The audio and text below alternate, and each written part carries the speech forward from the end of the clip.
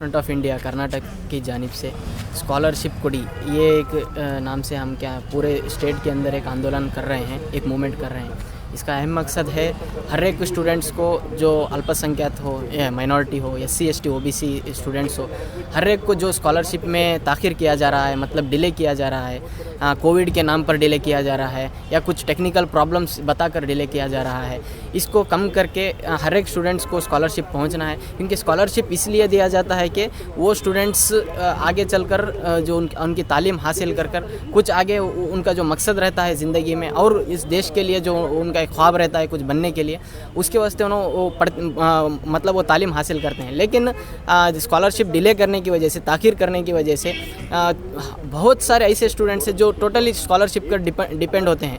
अगर एग्जांपल के तौर पर हम देखेंगे, ख़ास करके डिग्री स्टूडेंट्स जब जो देहात के तौर पे वहाँ से आते हैं, सुबह से दोपहर तक जब वो कॉलेज पढ़ते हैं तो शाम को जाकर वो कुछ काम करते हैं, काम करके अपना घर चलाते हैं, सुबह वो क्या करते हैं, कॉलेज पढ़ते हैं। ऐसा करके घर चलाते हैं और अपना स्टडीज़ भी कंप्लीट करते हैं। टोटल स्टडीज़ का पैसा जो अमाउंट रहता है वो स्कॉलरशिप पर वो डिपेंड रहते हैं। अगर स्कॉलरशिप नहीं देंगे तो कुछ खर्च करना पड़ेगा उनको और मुसीबत में आना पड़ेगा।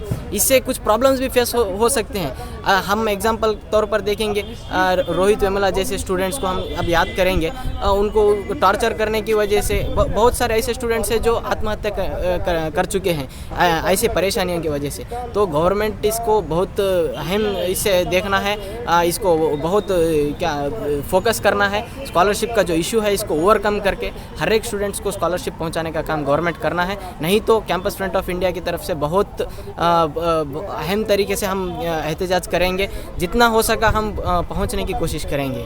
हर एक डिपार्टमेंट के जो चीफ मिनिस्टर होंगे और अलग अलग, पहले तो हम जो ऑफिसर्स हैं वहाँ मिल रहे हैं उनको जाकर। ऑफिसर से बात की है क्या? हाँ, ऑफिसर से बात हो चुकी है हमारी। उडुपी के अंदर वहाँ के DC के साथ बात हो चुकी है। वो कहते हैं, हर एक ऑफिसर ये कहते हैं कि हम आपकी बात पहुँचा देंगे। लेकिन हर एक डिपार्टमेंट में कहते हैं हम आपकी बात पहुंचा देंगे, लेकिन ये बात कब पहुंचती है, ये बात कहाँ पहुंचती है, ये अभी तक हमको पता नहीं चल रहा है। हम अपना जो जमहूरी के तौर पर हमें जो हमारा भारत का जो संविधान हमें कहता है, जमहूरी तौर पर हम एहतजाज करके हमें जितना हमारा हक हासिल करने की कोशिश कर रहे हैं, उसको हम और तरीके से जो उग्र होराटा बोल के हम कन्नड़ा में वो तरीके से हम करने के लिए भी तैयार हो चुके हैं। इंशाल्लाह हम आगे जाकर और ये और फोकस कर ये स्कॉलरशिप के मैटर में हम प्रोटेस्ट करेंगे, एहतजाज करेंगे। Sarfaraz, campus front state committee member. ये आज हम कैंपस फ्रंट ऑफ इंडिया की तरफ से यहाँ पे प्रेस मीट करे हैं। तो हमारा प्रेस मीट करने का मकसद, जो इशू है फ़िलवक्त, जो स्कॉलरशिप के लिए प्रॉब्लम फेस कर रहे हैं पूरे स्टूडेंट्स पूरे इंडिया में, ख़ासकर कर्नाटक में, तो वो इशू को लेकर हम यहाँ पे आए हैं। हम गवर्नमेंट से रिक्वेस्ट करे हैं कि इशू को सॉल्व करें। ये हम पहले भी देख चुके हैं। हम KMDC का इशू है, हम उधर भी प्रोटेस्ट कर रहे थे। हम उसमें भी हमको एक बोला गया था कि KMDC आ जाएगी सबकी बोलकर, लेकिन हम देखते हैं कि थोड़े जनों की आई, लेकिन अभी भी मैक्सिमम जनों की KMDC पेंडिंग है। उसी तरह से सेम स्कॉलरशिप पेंडिंग अभी बेकार के सिल्ली रीजंस बता रहे हैं उधर पे। वहाँ पे थोड़ा कुछ एक मिस्टेक हो गई फॉर्म फिल करने में, इसी के लिए वो कॉल करके उन्हें बुला रहे भी नहीं, वो कि आपकी मिस्टेक है, आप फॉर्म हमें और एक बार करेक्ट करके दीजिए बोलकर। वो ऐसे ही रख लेकर बैठ रहे हैं, वो महीने चले जा रहे हैं और स्टूडेंट्स को खुद पता ही नहीं हो। और कोविड के लिए वजह से फंड नहीं है बोलकर बोल रहे हैं। हालांकि देखेंगे हम तो स्टूडेंट की इशू जो है, उनका पढ़ाई जो है बहुत ज़रूरी है। इसी के लिए फंड होना हमको बहुत ज़रूरी है। अब हमारे कॉन्टैक्ट में ऐसे बहुत सारे स्टूडेंट्स हैं कि जो लोन लेकर पढ़े हैं, उनकी स्कॉलरशिप नहीं आने की वजह से अब उनको लोन उनका ये करना है, इंटरेस्ट बढ़ रहा है। तो बहुत एक टेंशन की सिचुएशन में, बहुत उनके पेरेंट्स टेंशन में हैं, अभी कैसा पे करने हैं बोलकर। तो सेम स्कॉलरशिप का भी इशू यही है, स्कॉलरशिप आ नहीं रहे हैं। तो इसी के लिए हम पूरे कैंपस फ्रंट ऑफ इंडिया की तरफ से पूरे कर्नाटक लेवल में एक स्टेट वाइड कैंपेन चला रहे हैं, स्कॉलरशिप कोडी बोलकर। तो हम पूरे इंशाल्लाह गुलबर्गा में भी, हमारे गुलबर्गा डिस्ट्रिक्ट में भी 28 नवंबर को हम प्रोटेस्ट करने का प्लान किए हैं। इंशाल्लाह मैं सभी जनों से भी गुजारिश करना चाहता हूं कि प्रोटेस्ट में आएँ और इस प्रोटेस्ट को सक्सेसफुल बनाएं। कहाँ पे जाकर? इंशाल्लाह DC ऑफिस पे हमारा प्रोटेस्ट रहेगा। हम उधर DC सर को, हम DC मैम को मेमोरेंडम देंगे और रिक्वेस्ट करेंगे, और माइनॉरिटी डिपार्टमेंट के इसको भी मेमोरेंडम देंगे। ಕರ್ನಾಟಕ ರಾಜ್ಯ ಒಂದು ಸ್ಕಾಲರ್ಶಿಪ್ ಇಶ್ಯೂಸ್ ಏನು ನಡೀತಾ ಇದೆಯಾ, ಹಲವಾರು ವಿದ್ಯಾರ್ಥಿಗಳು ಅವರು ಕಷ್ಟಪಟ್ಟು ಅವ್ರ ಡಾಕ್ಯುಮೆಂಟ್ ರೆಡಿ ಮಾಡಿ ಅವ್ರು ಸ್ಕಾಲರ್ಶಿಪ್ ಅಪ್ಲೈ ಮಾಡಿರ್ತಾರೆ.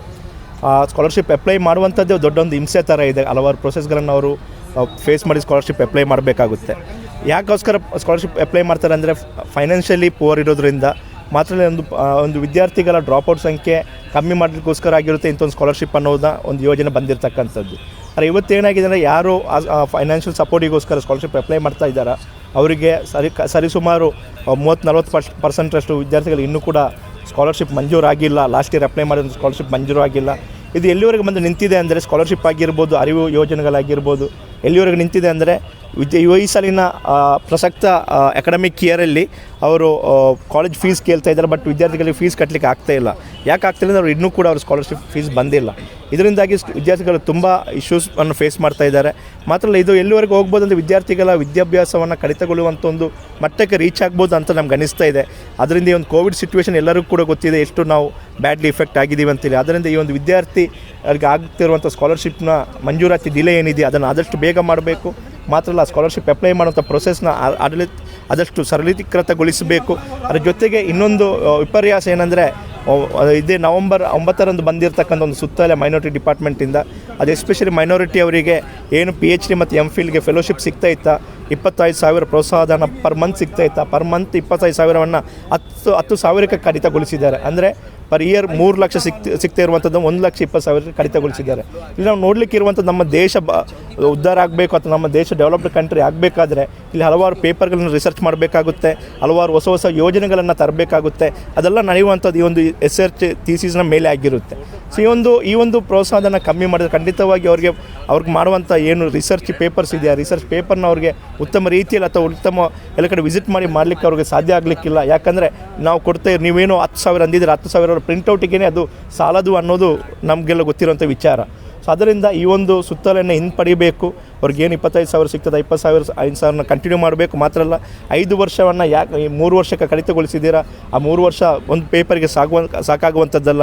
PhDಗೆ 5 ವರ್ಷನೇ ಕೊಡಬೇಕನ್ನೋ ಒಂದು ಮುಖಾಂತರ ಈ ಒಂದು ಏನು ಸುತ್ತೋಲೆ ನೀವು ಹೊರತುಪಡಿಸಿದ್ದೀರಾ ಆ ಸುತ್ತೋಲನ್ನು ಹಿಂಪಡಿಬೇಕು. ಇದರ ವಿರುದ್ಧ ನಾವು ರಾಜ್ಯಾದ್ಯಂತ ಸ್ಕಾಲರ್ಶಿಪ್ ಕೊಡಿ ವಿದ್ಯಾರ್ಥಿ ಆಂದೋಲನವನ್ನು ನಡೆಸ್ತಾ ಇದ್ದೇವೆ.